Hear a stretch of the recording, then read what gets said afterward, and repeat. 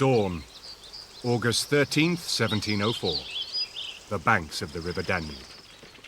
The dawn of a day which will become one of the most celebrated in the history of the British Army. After several months of a brilliantly planned march, the forces of the Grand Alliance drew up against the French army. The ensuing Battle of Blenheim saw the Grand Alliance comprehensively defeat the renowned French army. This victory was only made possible by the remarkable brilliance of the Englishman commanding them, John Churchill, the Duke of Marlborough. He was, quite simply, one of the greatest soldiers and military leaders Britain has ever produced.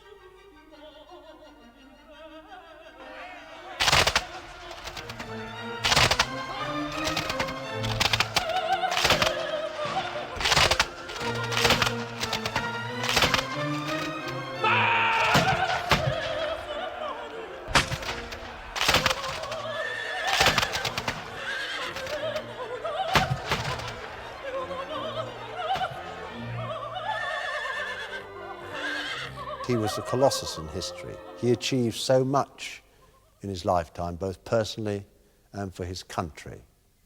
But I think he epitomized the English spirit of adventure and progression, coming from a relatively humble background. He was really a formidable exponent of the art of military skill. And why? Well, first, he was successful. Many a great general has suffered to blush unseen because at the end of the day he lost, but Marlborough won. Almost alone in the annals of military history, John Churchill was to go through his active career undefeated. He led the British Army to some of its greatest triumphs of the 18th century. 2,500 years ago, the Chinese military philosopher Sun Tzu defined the attributes of the heaven-born captain. John Churchill, the first Duke of Marlborough, is one of a very select band of commanders who comes into this category, along with Napoleon, Wellington, and one or two others. One of the foremost statesmen of his age, Marlborough had many of these attributes which were similar to those of his other colleagues who had risen from humble backgrounds through patronage and royal favour to the highest echelons of the English political scene in the 1700s. In gratitude for his services on the battlefield, he was given the royal parkland of Woodstock, near Oxford, and there he built a stunning palace. This glittering legacy was named after his most famous victory, the Battle of Blenheim, hence Blenheim Palace. Some 300 years later, these great rooms still echo with memories of John Churchill and his great love, Lady Sarah Churchill. Blenheim is also the birthplace of another famous Churchill, who likewise served his country well. He was John Churchill's direct descendant, Winston Churchill.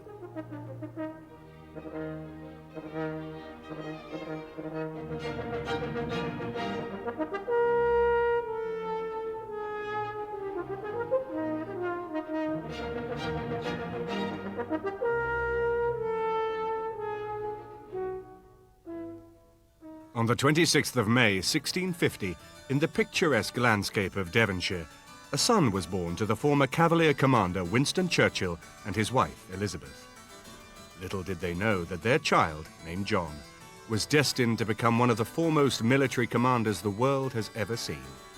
He would be better known to posterity as the Duke of Marlborough. The English Civil War provided the backdrop for John's early childhood, and the young boy yearned to be a cavalier.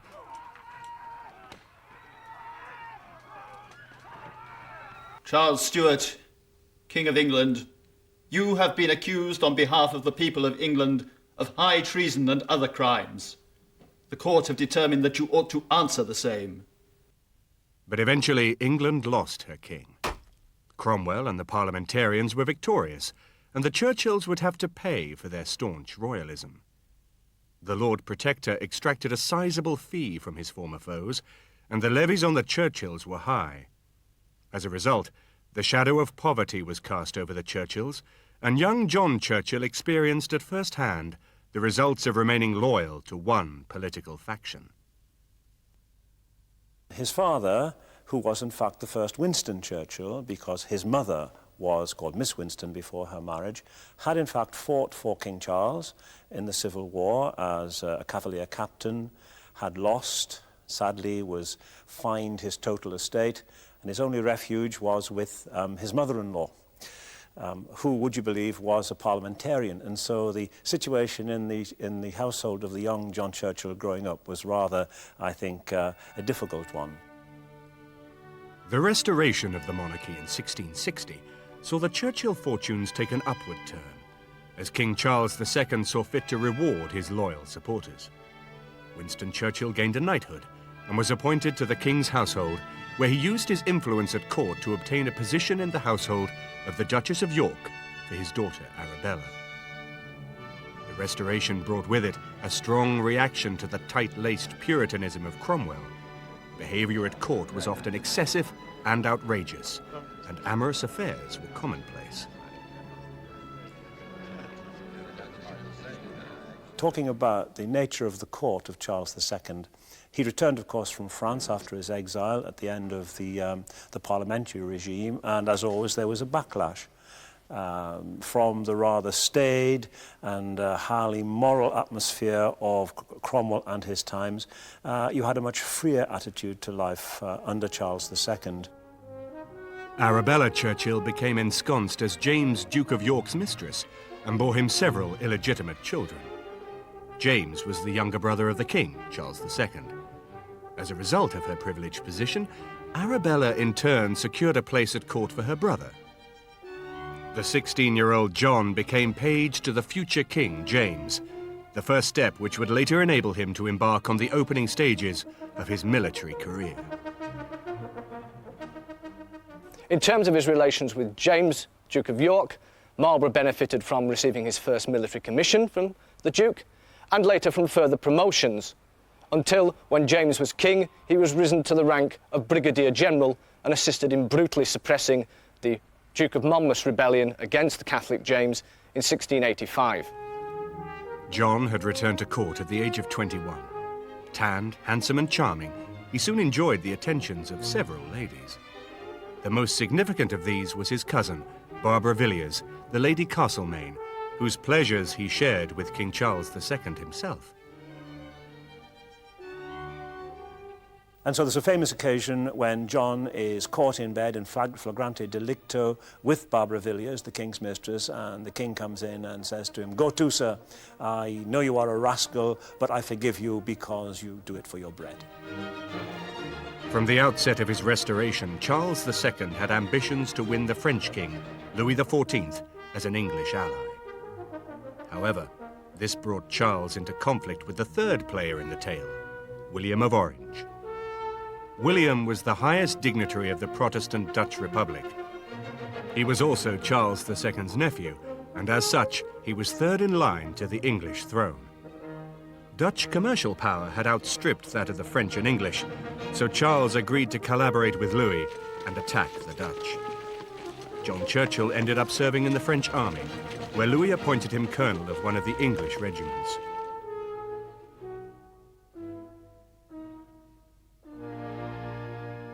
He trained in military warfare under Louis XIV, which was ironic, because of course he was his great enemy. On his return to England in 1675, Churchill was made Master of the Robes to the Duke of York and promoted to Lieutenant Colonel in the Regiment of Foot. Churchill also began the central love affair of his life, a relationship that defined him as much as any military or political success. The lady in question was Sarah Jennings, headstrong daughter of the MP for St. Albans. She was the closest friend of Princess Anne, the Duke of York's daughter, and she managed to steal Colonel Churchill's heart. He wrote constantly and ardently to her, a habit continued throughout his life. His proposals were flirtatiously rebuffed, for Sarah absolutely refused to participate in the promiscuous behavior of the court. She made it quite clear to her suitor that her favors could only be gained by marriage. And so when John Churchill, by now in his mid-20s, is seeking her hand, she says to him something like, "Sir, you declare you have a great passion for me, but if you truly had such a passion, you would find a way to make yourself happy. In other words, marry me." Their courtship flowered through their letters. Sarah, still only 15 years old, repeatedly teased Churchill for his misdemeanors, and love began to grow. The question of marriage was a tricky one. Neither John nor Sarah were possessed of a great inheritance, and John was being pressured into making a financial match that would be more beneficial. But Sarah was not going to allow an affair to happen. Treat yourself to the best gift in history this holiday season. Enjoy unlimited access to award-winning podcasts and thousands of hours of original history documentaries released weekly exclusively on History Hit. There are topics for all history lovers, from Pompeii to D-Day. Sign up via the link in the description for an exclusive discount. Don't miss out on this incredible opportunity to explore the past like never before with History Hit. Really then, I suppose, showed what a positive thinker and strong-minded woman she was, because she would have no part of this, let's face it, licentious behaviour. John's heart prevailed over all other considerations. In the spring of 1678, he was secretly married to Sarah. The ardour of their love never diminished through 44 years of marriage. As the romantic Churchill showed in this tender missive, written many years later as he departed for war. It is impossible to express with what a heavy heart I parted with you when I was at the waterside. I did for a great while have a perspective glass looking upon the cliffs in hopes that I might have had one sight of you. But the next few years saw a dip in Churchill's fortunes. His patron, the devoutly Catholic Duke of York, heir to the throne, was sent into exile over his religion. If James succeeded to the throne after Charles, there were fears that he would attempt to convert England to Catholicism.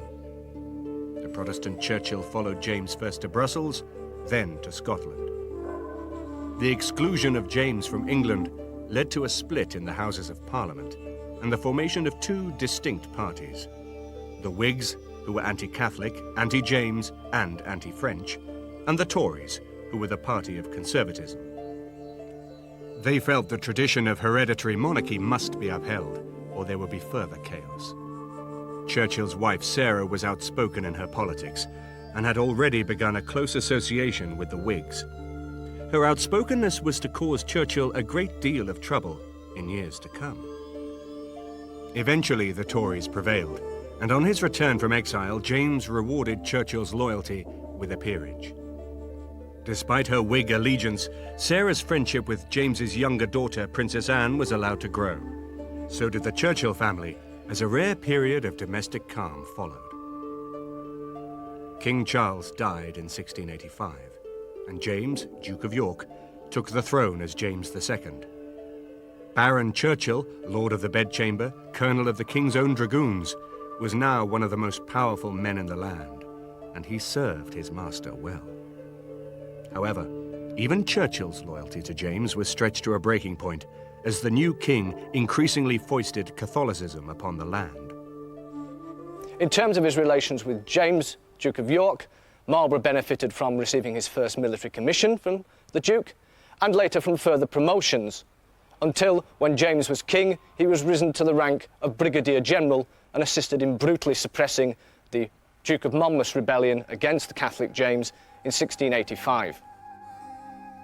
Sarah's close friend, Princess Anne, was likely to succeed to the throne if James was deposed, so the Churchills became involved in the intrigues that led to the arrival of William of Orange. William landed in England on Guy Fawkes Night, 1688. The glorious revolution had begun. Churchill was still James's lieutenant general, but had already secretly written to Protestant William, saying that, "If there is anything else that I ought to do, you have but to command me." The Glorious Revolution of 1688 was initiated by a small group of English nobles who invited William, Prince of Orange, who was married to James's daughter Mary, to come and take over the government of the English crown. Many Peers and indeed military commanders such as Marlborough were dissatisfied with what they saw as James's pro-Catholic stance, and indeed the purging of the Irish army convinced many army officers that their careers were in jeopardy. Despite the fact that he was claiming the highest religious principles for his actions, there was perhaps a little ambition and prudence in Churchill's timely defection to the winning side at a crucial moment.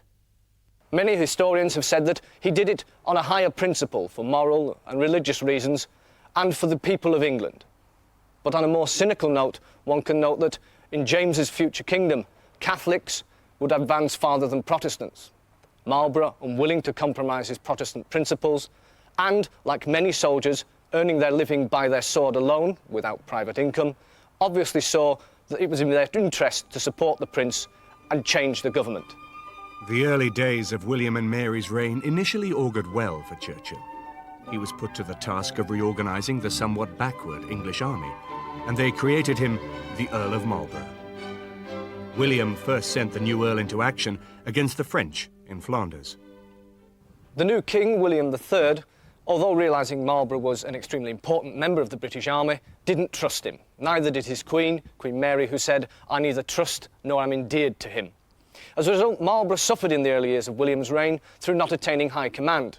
In 1691, he had expected to be appointed to the senior position in Ireland, but William did not do so. In 1692, because he was not appointed again to the command of all British forces in Flanders, he resigned his lieutenant generalcy. And so Marlborough then, it is thought, began to look back at James again. William got wind of this, and before we knew where we were, Marlborough was clapped in the Tower. Accused of treason, impeached. There was no evidence for this, so after 6 weeks he was freed. But there's rather an interesting painting in the palace which sums this up. It shows Marlborough and his family, but Marlborough on the edge of the picture, and the legend is that the picture was painted without him when he was in the Tower, and then when he was freed for lack of evidence, then he was added to the painting later, and certainly you can see a seam up the side of the painting where he was added. Marlborough remained in the political wilderness until Queen Mary suddenly died from smallpox. King William was himself rather infirm, and the succession seemed destined to go to Princess Anne. Marlborough and Sarah had remained her closest advisors, so future prospects were bright. In any event, Marlborough was finally reconciled with William after the birth of the Duke of Gloucester in 1698. Marlborough's timing was impeccable. Autumn 1699 saw the death of the childless Charles II of Spain, and an intense wrangle broke out as the very real threat of a huge French power bloc seemed imminent. Louis immediately sent French troops into the Spanish Netherlands, occupying several Dutch fortresses. The balance of power within Europe was threatened, and war loomed on the horizon once more.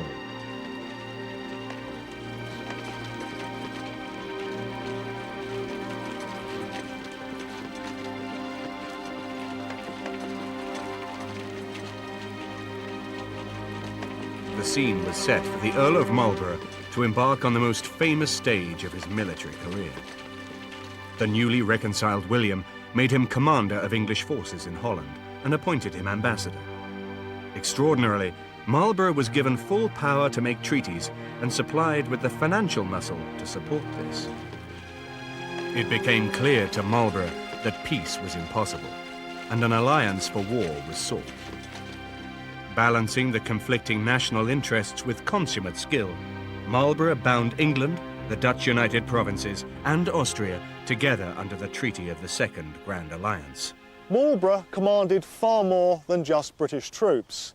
In fact, he was one of the principal commanders of a multinational coalition force.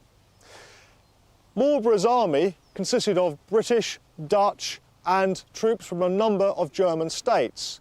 And in his battles against the armies of Louis XIV of France, he foreshadowed the activities of many British armies in the future, fighting alongside allies in order to defeat an aggressive force seeking to disrupt the balance of power in Europe. William died early in 1702, before the alliance could be ratified, and Princess Anne was proclaimed queen. The Marlboroughs now had an apparently unshakable position within the British establishment. the important relationship between Sarah Churchill and Anne, the daughter of James II, later to be Queen Anne. It's absolutely fascinating. Sarah had joined the household of James as the husband of John Churchill and formed a very, very close relationship with his younger daughter, Anne. A relationship in which at the beginning, although she wasn't too much older than Anne, she was very much the stronger part. Anne very much hero-worshipped her. Anne sent Marlborough to the continent as the Captain General of the combined English and Dutch forces. Attempting to lead his 50,000-strong army into open battle with the French, he found his plans repeatedly thwarted by the Dutch generals, who refused to take what they saw as unnecessary risks. Marlborough did not possess an independent command over his armies. All decisions had to be ratified by the Allies, who only had their self-interest at heart. In many ways, we can compare Marlborough's role to that of Eisenhower, the American commander of the multinational force in the Second World War. He had all the problems, like Marlborough, of controlling unruly allies while trying to keep a coalition in being. And not the least of Marlborough's achievements is that he did just that, despite the fact that his allies were very difficult, the Dutch in particular, and Marlborough had increasing problems of lack of political support at home. The campaign of 1702 was marked with frustration for Marlborough. Chances for battle were repeatedly missed.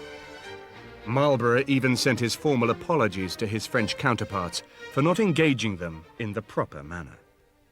In addition, there was a revulsion against the mass killing of the 30 Years' War, fought at the first half of the 17th century. So by the early 18th century, warfare was generally more limited in scope. This was an age in which the defensive predominated. It was an age of few battles and many sieges. And Marlborough was pretty well unique at this time in actively seeking out to fight a decisive battle. However, Marlborough did conduct several successful sieges, Liège being the most remarkable. This earned him the respect of the Dutch, as well as the higher title of Duke of Marlborough from Queen Anne. When an army arrived at a fortress, it would encircle it and begin to dig trenches. They would bring up heavy guns and begin to batter away at the walls to create a practical breach through which they could send their assaulting troops. However, there was a very clearly defined code of conduct. If, at the end of a certain period, an army inside a fortress had not been relieved by another force, then the force that was being besieged could march out without a stain on the character of the commander, with bands playing and colours flying. If, however, at the end of that period they elected to fight on, they could expect no mercy when the attackers went in. Marlborough was a master of siege warfare. 1703 passed by with even greater frustration. Bavaria then joined the French, and combined with the Hungarian revolt, the security of Austria was threatened. 1704 saw Marlborough supported by a feisty Whig government, eager for battle, and he resolved to bring on the fight. Indeed, he was forming a remarkable plan, both audacious and dazzling, that would turn the war around.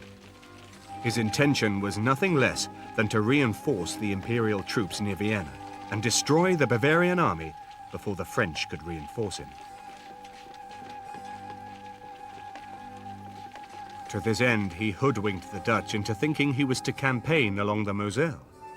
This deceived the French too, for it seemed logical for Marlborough to continue in Flanders. He set out at the head of 21,000 men, but upon reaching his stated destination of Koblenz, his army simply continued marching.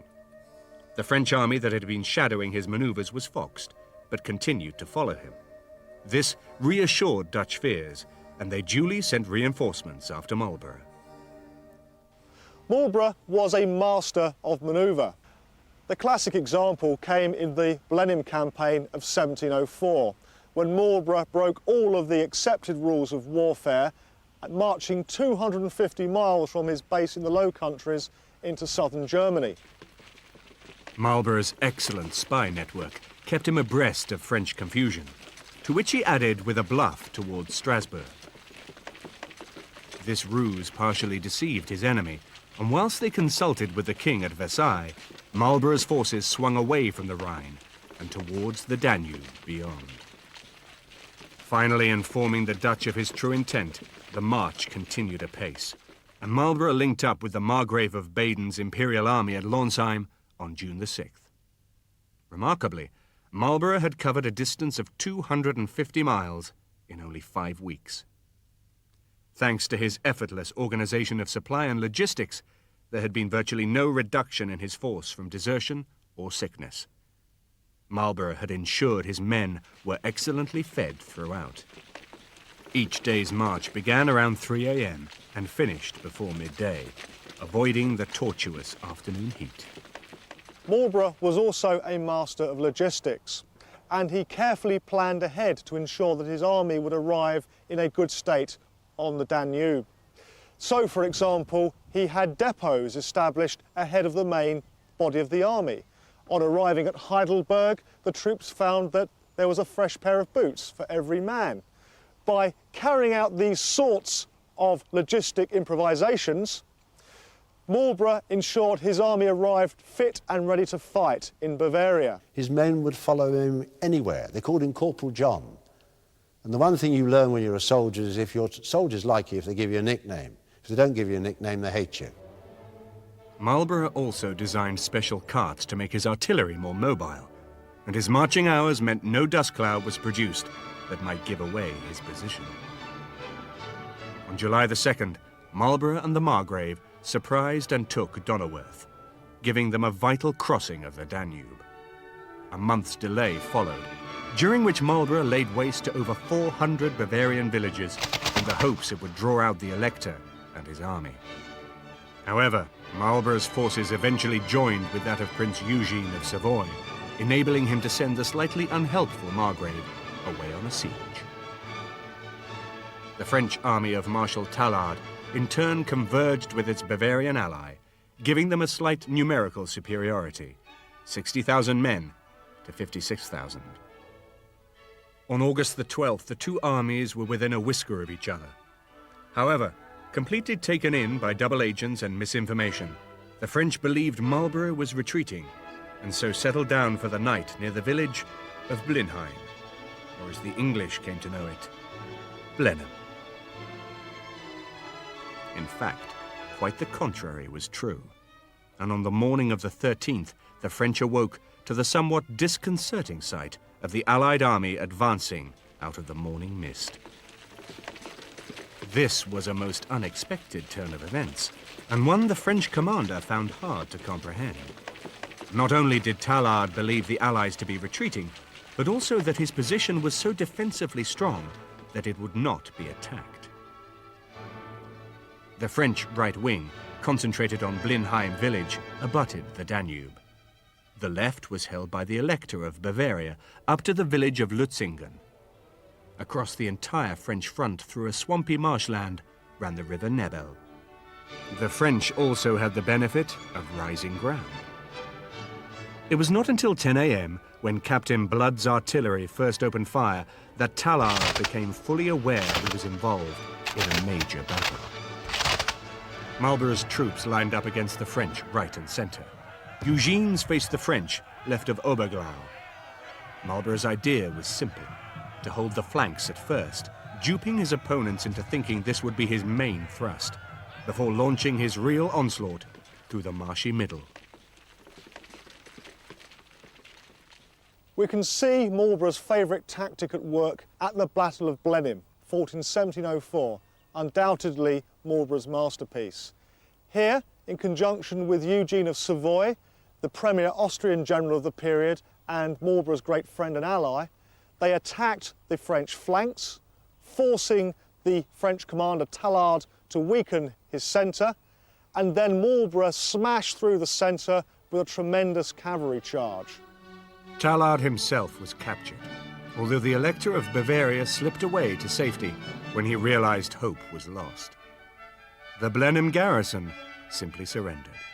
The French army was routed, Vienna made safe. Marlborough's first triumph was gained at the ripe old age of 54, a time when Wellington had achieved his last and Napoleon had died.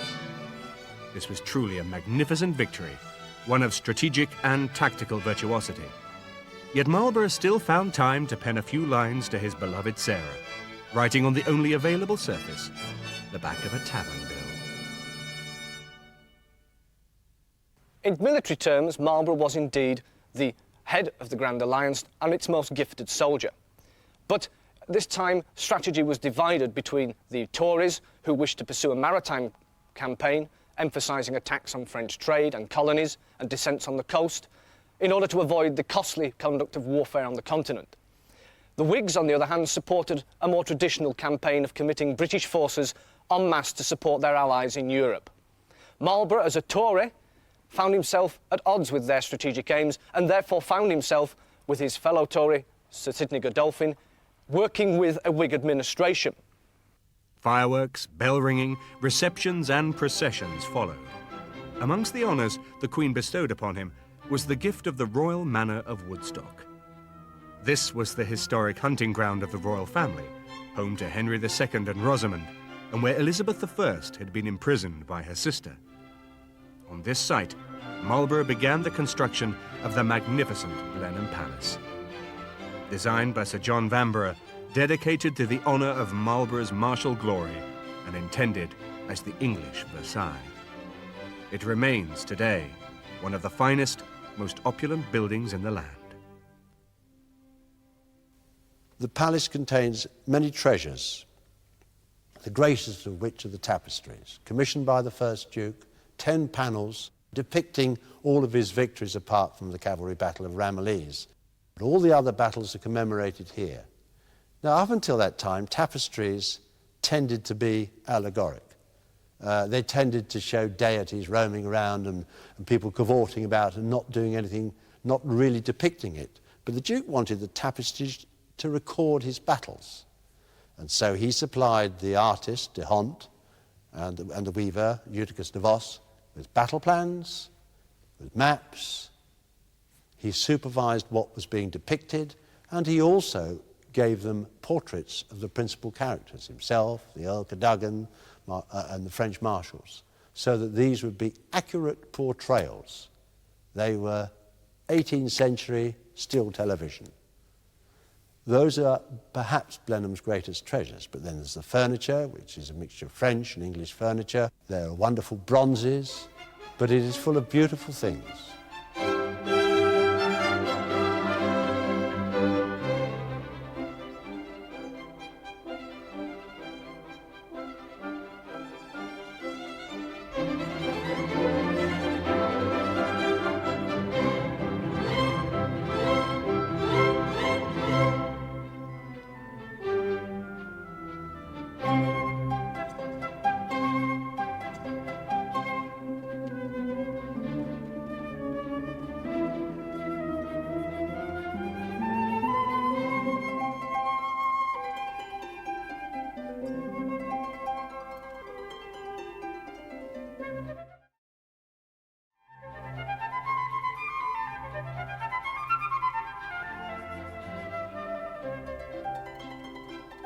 (1706) saw French initiatives against Eugene, and Marlborough planned a march to his aid.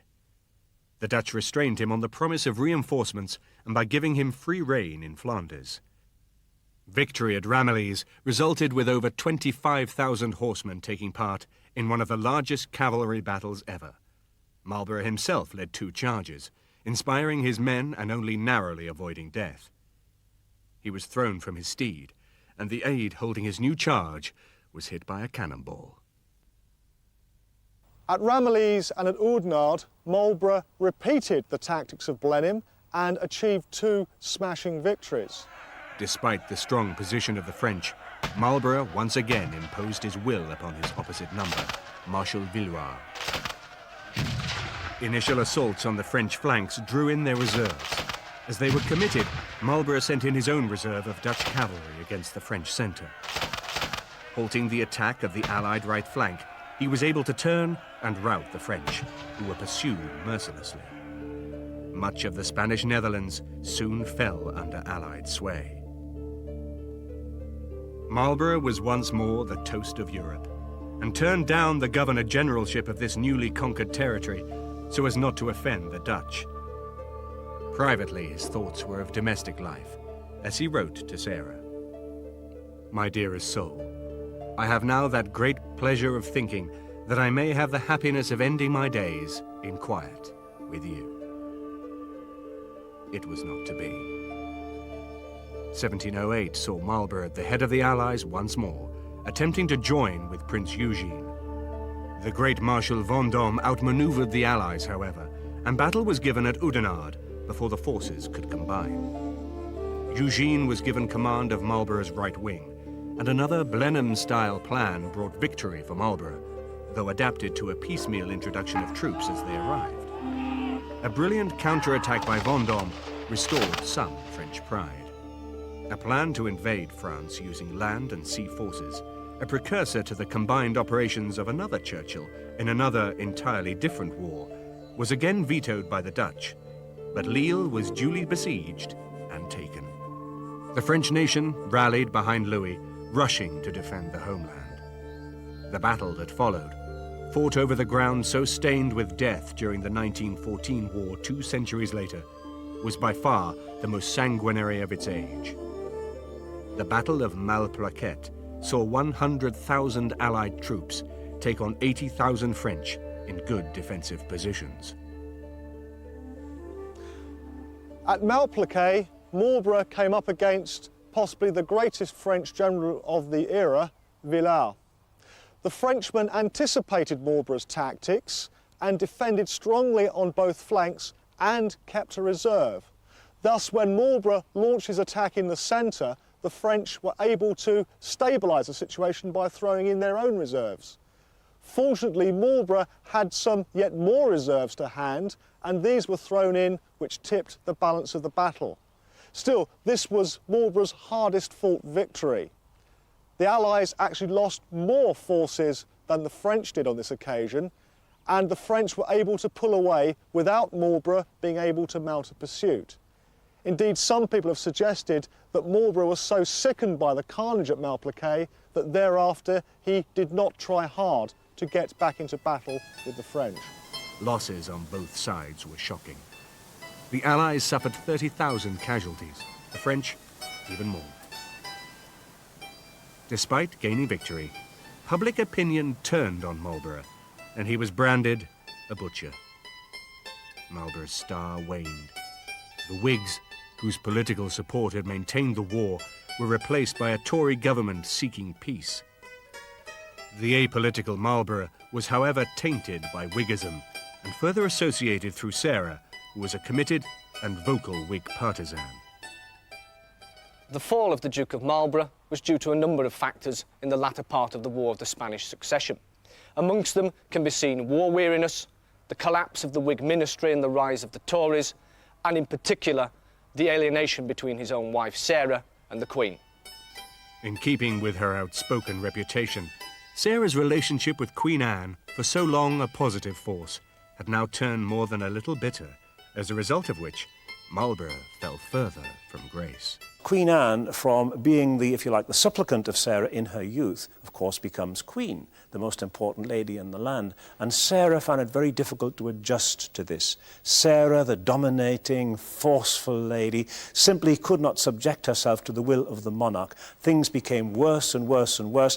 There was a famous explosion in the relationship in the celebration of the Battle of Oudenarde, one of the Duke's great victories, on the steps of, I think, St. Paul's Cathedral, going into the church to celebrate the victory.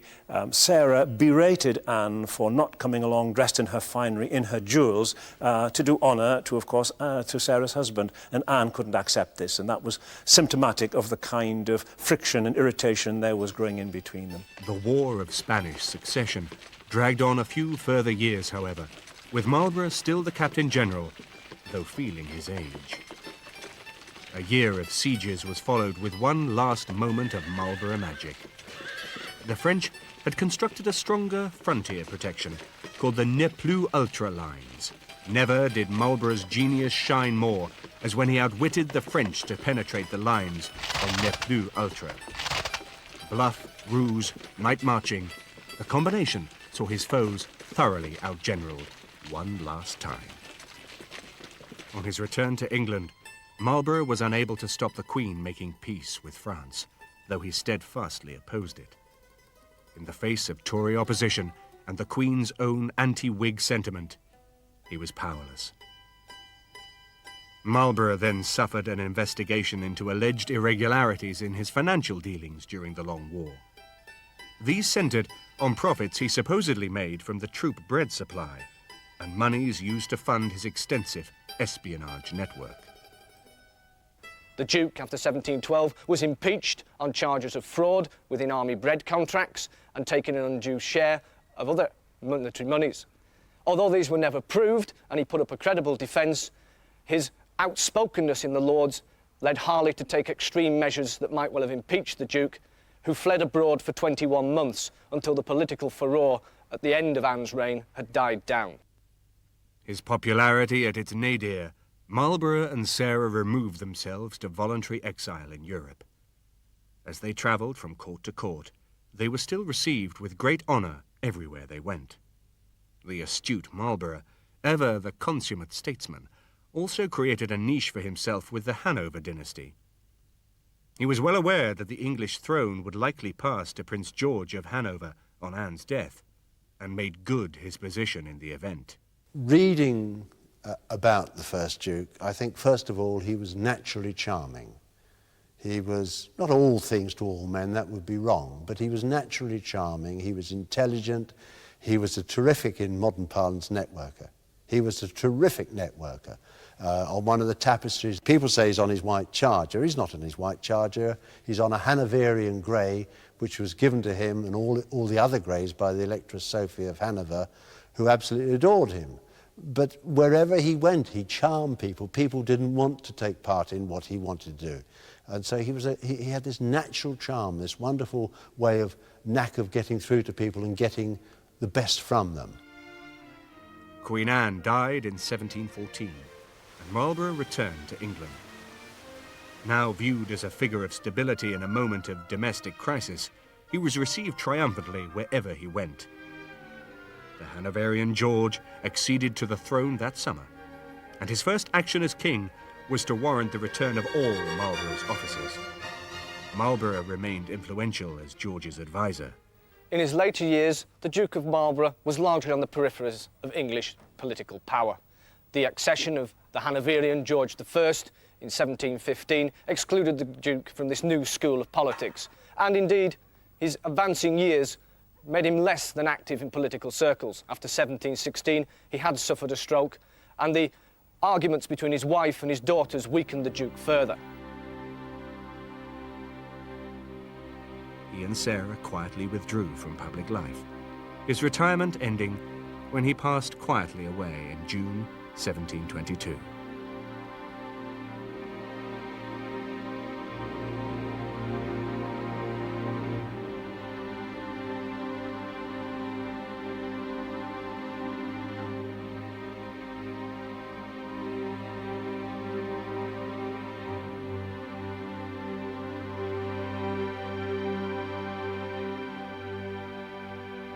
Buried amongst the kings of England at Westminster Abbey, it was a fitting resting place for such a great man who had achieved so much.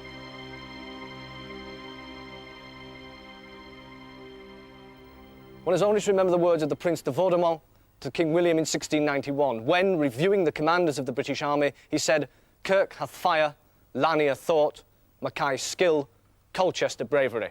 But there is something inexpressible about the Earl of Marlborough." A humane soldier, possessed of audacity and an all-embracing grasp of military matters well beyond his peers. Marlborough raised the reputation of the British Army to unseen levels and paved the way for Britain's rise to world dominance. Yet he was also a family man and a devoted husband. In the words of his illustrious successor, Sir Winston Churchill, he had broken the military power of France and reduced the first of military nations to a condition in which they were no longer feared by any country. He had never sustained a defeat, or even a serious check. The annals of war contain no similar record.